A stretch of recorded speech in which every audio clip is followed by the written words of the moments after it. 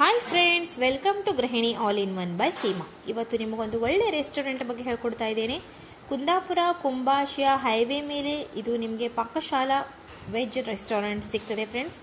ಈ ರೋಡಿಂದ ಪಾಸ್ ಆಗ್ತಾ ಇದ್ರೆ ಒಂದ್ಸಲ ಇಲ್ಲಿ ವಿಸಿಟ್ ಮಾಡಿ ಅಂತ ಹೇಳಲಿಕ್ಕೆ ಇಷ್ಟಪಡ್ತೇನೆ. ನಿಮಗೆ ಪಾಕಶಾಲಾ ಅಂತ ನಿಮಗೆ ಹೈವೇ ಮೇಲೆ ಹೋಗಬೇಕಾದ್ರೆ ರೈಟ್ ಸೈಡಲ್ಲೇ ಸಿಗ್ತದೆ. ಒಂದ್ಸಲ ಇಲ್ಲಿ ವಿಸಿಟ್ ಮಾಡಿ ನೋಡಿ. ಟೇಸ್ಟ್ ಅಂತೂ ತುಂಬ ಸಖತ್ತಾಗಿ ಮಾಡ್ತಾರೆ. ಒಳ್ಳೆ ಡಿಶ್ ಇದೆ. ಒಂದ್ಸಲ ಟ್ರೈ ಮಾಡಿ ನೋಡಿ ಫ್ರೆಂಡ್ಸ್. ಹೋಟೆಲ್ ರೆಸ್ಟೋರೆಂಟ್ ಒಳಗಡೆ ಸಹ ಈ ಥರ ಇದೆ ಲುಕ್ ನಿಮಗೆ. ಇದು ಬನ್ಸ್ ಫಸ್ಟ್ ಆರ್ಡರ್ ಮಾಡಿದ್ದು, ತುಂಬ ಟೇಸ್ಟಿ ಆಗಿತ್ತು. ಚಟ್ನಿ ಹಾಗೂ ಕುರ್ಮಾನು ಸಖತ್ ಟೇಸ್ಟಿ ಆಗಿತ್ತು ಫ್ರೆಂಡ್ಸ್.